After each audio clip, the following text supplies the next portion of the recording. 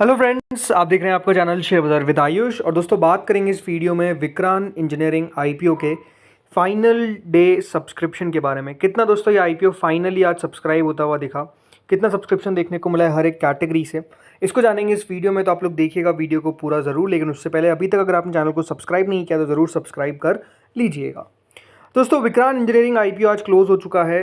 ₹1 की इसकी face value थी, 97 का प्राइस बैंड था। 148 शेयर्स मिलेंगे आपको अगर आपने इस आईपीओ में एप्लीकेशन लगाई है।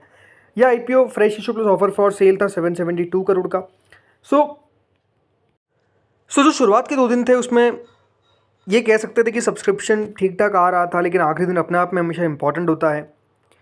लास्ट डे जो सब्सक्रिप्शन था, मतलब सेकंड डे जो सब्सक्रिप्शन था, 96% QIB category, 11 times HNI category, 5 times retail, तो टोटल मिलाकर 5.52 टाइम्स विद इन 2 डेज़ ये आईपीओ आपको सब्सक्राइब होता हुआ दिखा। यानी सब्सक्रिप्शन ओवरऑल आप कह सकते हैं लो ही था, लेकिन जो पैसा आखिरी दिन आता है वो आपको पता ही है काफ़ी ज़्यादा रहता है।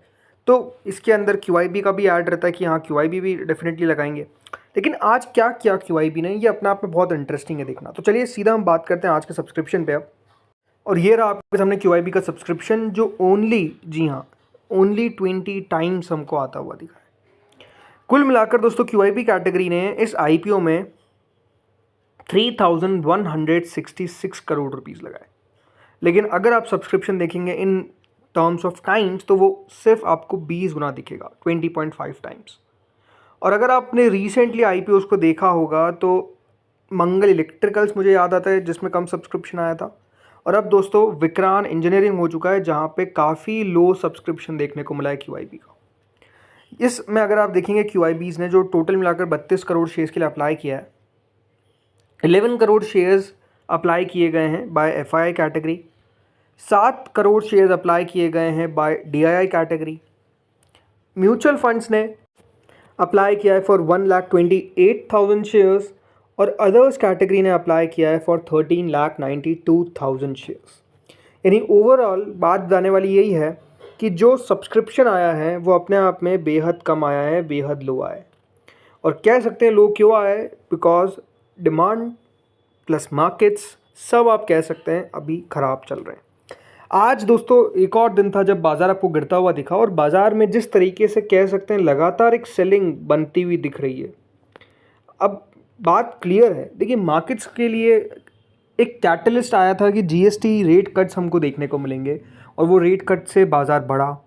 लेकिन बात क्या है ना कि देखिए बाज़ार क्या चाहता है कि हर चीज़ थोड़ा सा फास्ट हो। अब वो कैटलिस्ट था ही, लेकिन फिर दोस्तों वो टैरिफ की बात आ गई और वो 25% एडिशनल टैरिफ इंडिया पे लग गया।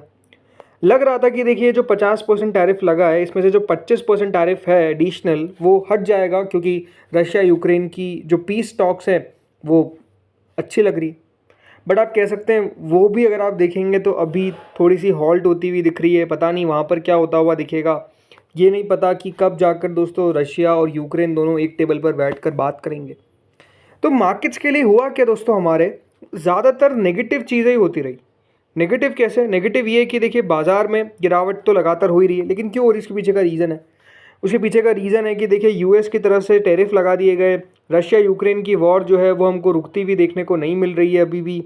और अपने आप में आप समझ सकते हैं कि अगर US टैरिफ लगते हुए नज़र आएंगे, रशिया यूक्रेन की वॉर नहीं रुकेगी, तो बाज़ार हमारे क्यों कैसे ऊपर जा पाएंगे।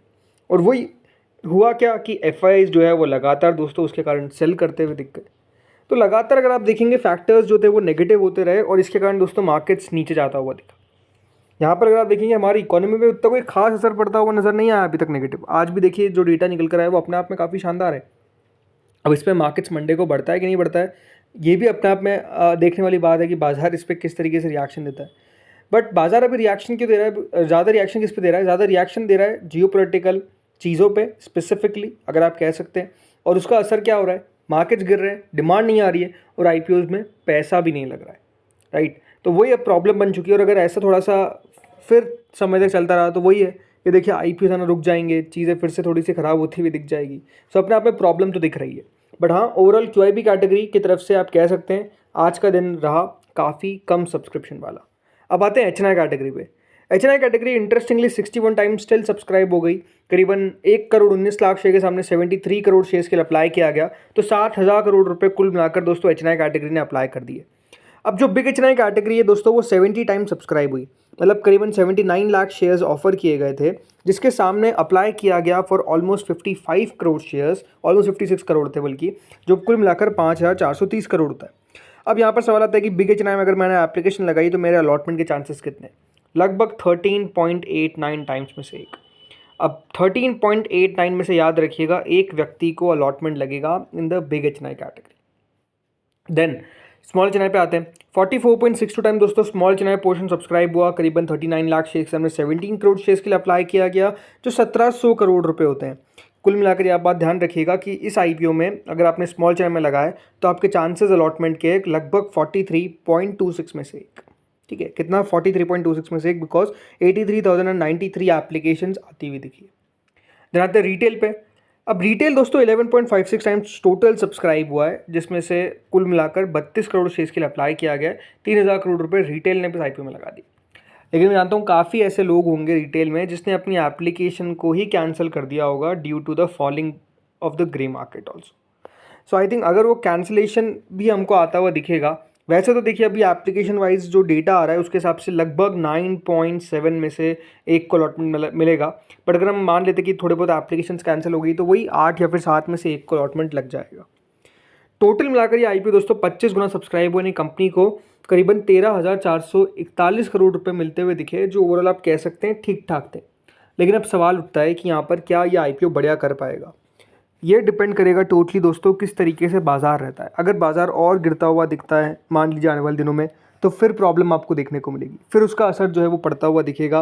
और अगर मार्केट्स गिरेंगे, मैं आपको बार बार कहता हूँ कि अगर बाजार गिरेगा तो देखिए सब जो है वो गिरते हुए दिखेंगे, सब उसकी चपेट में आएंगे, राइट। अगर बाजार गिर रहा है, बाजार में लाल निशान दिख रहा है, तो लाल निशान आपको हर जगह देखने को मिलेगा, राइट। वो IPOs हो, वो स्टॉक्स हो, सब में लाल निशान देखने को मिलेगा, राइट। तो साफ बात है कि यहाँ पर भी उतना कोई खास एक्सपेक्टेशन नहीं है। अब डिपेंड करेगा वही कि देखिए बाजार क्या रिकवर हो पाते हैं नहीं हो पाते हैं, राइट। अब देखना बहुत दिलचस्प होगा कि मार्केट्स किस तरीके से मंडे को ट्रेड करता है, जिस तरीके से आज का डेटा आता हुआ दिखा है ओवरऑल GDP का। सो उस पर किस तरीके का रिएक्शन देता है मार्केट्स मंडे को, वो देखने वाली बात रहेगी। बट ओवरऑल सब्सक्रिप्शन तो अपने आप में आप कह सकते हैं QIBs का लो रहा, तो ये एक बड़ा नेगेटिव है जो डेफिनेटली ऐड होता हुआ दिखा है। GMP देखिए, GMP आ चुकी है 5 रुपये मतलब ग्रे मार्केट तो इस IPO की ओवरऑल आप कह सकते हैं बचती हुई दिखी नहीं रही ना। जिस तरीके से GMP लगातार दोस्तों नीचे जा रही है, ये अपने आप में कोई बहुत अच्छा संकेत नहीं है, राइट। और GMP याद रखिए जब नीचे आई है तो वो जब IPO चल रहा था तभी आ गई। सो उसके कारण भी बहुत सारी चीज़ें अगर आप देखेंगे कम होती हुई दिखी, सब्सक्रिप्शन कम होता हुआ दिखा है। सो आई थिंक ये सारे फैक्टर्स हैं जो अपने आप में आज प्ले करते हुए दिखे, जिसके कारण IPO में इतना कम सब्सक्रिप्शन नज़र आया। सो लेट्स सी अब होता क्या है। बाकी अलॉटमेंट का दिन याद रखिएगा रहेगा on Monday, right. So Monday को इस IPO का अलॉटमेंट रहता हुआ दिखेगा और फिर याद रखिएगा लिस्टिंग होगी। तो लेट्स सी, आप लोग बताइए कमेंट सेक्शन में कि आपने क्या किया इस IPO में, अप्लाई किया फिर अवॉइड। इस वीडियो में तो इतना ही था। अगर आपको अच्छा लगा हो तो लाइक करना, चैनल से पहली बार जुड़े सब्सक्राइब करना। Thank you friends for watching this video.